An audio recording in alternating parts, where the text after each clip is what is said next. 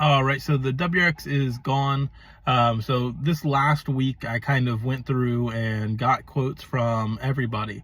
I got a quote from Carvana, from CarMax, a couple local dealerships. So I had one dealership hit me at 21,000.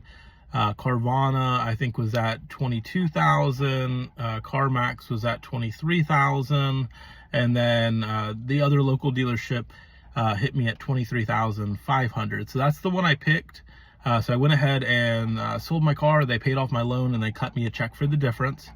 The reason I did this, so a lot of you know that I'm in the insurance industry, but you may not know that I was in the automotive industry for a few years. So kind of doing that, I learned a lot about negotiating, and sometimes how it works is you can get one thing, but you may not get the other, because it's a game of who's the better negotiator and who's more patient. And it's hard sometimes to get everything that you want. So you might get exactly what you want for the vehicle, but you get below where you want on the trade, or you get exactly what you want for the trade and you get below what you want on the vehicle.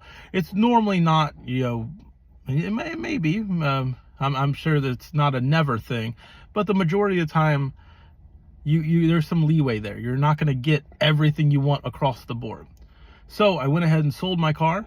By doing this, when I pick my car, my new car, I can negotiate just on that vehicle, and there's no other variables. So it takes out all of the other variables, and instead of them shorting me on my trade, or giving me more on my trade but less on the vehicle, there's not as many smoke and mirrors. It's all just one transaction. It's very easy. And also I'll do my own outside financing, so there's no chance for them to add service contracts or play any games with interest rates. Now by doing this, we have time. So we're going to take our time. I want to test drive a few different vehicles. I want to test drive, of course, the BMW i4 M50, which I have not driven. I want to test drive a new Mustang and maybe a couple other cars. I kind of want to test the waters out. I have two vehicles now. I had 3 vehicles, so I don't really necessarily need it. It's more of a want. So I'm really going to take my time with making this particular decision. For now, I'm probably just going to drive the Ram, which I'm not mad about. It's a very nice vehicle. So I'll drive the Ram as my daily for now, while we decide. And maybe we'll do some test drive videos, and I'll do some polls, and we can kind of decide together what our next step is. I want another fun car, but I want to take my time doing it. I don't want to jump into anything immediately. So I'll probably take the next couple months, and over those next couple months, we'll test drive everything. If you haven't looked at the market, it's kind of hard to find a BMW M50. To give you an idea, right now in a 250-mile range, there is one, and the one is like 3 hours away from me. So I'm not going to drive 3 hours to do a test drive.